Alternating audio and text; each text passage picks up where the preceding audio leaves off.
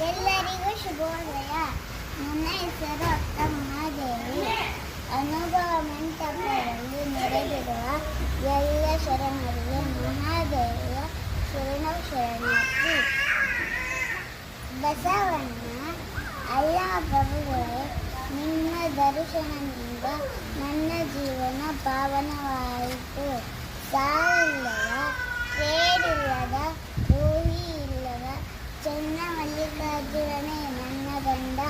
ಪ್ರಭುದೇವರೇ, ಈ ಕೂದಲಿನಿಂದ ಮರೆಮಾಚಿರುವುದು ನನಗಾಗಿ ಅಲ್ಲ, ಇದೆಲ್ಲ ನಿಮಗಾಗಿ. ನಿಮ್ಮ ಮನಸ್ಸು ನೊಯಬಾರದೆಂದು ಕೂದಲಿನಿಂದ ಮರೆಮಾಚಿರುವೆ. ನಾಳೆ ಬರುವುದು ನನಗಿಂದೇ ಬರಲಿ, ಹಿಂದೆ ಬರುವುದು ನನಗೀಗಲೇ ಬರಲಿ. ಆಗೀಗ ಎನ್ನದಿರು ಚೆನ್ನ ಮಲ್ಲಿಕಾರ್ಜುನ.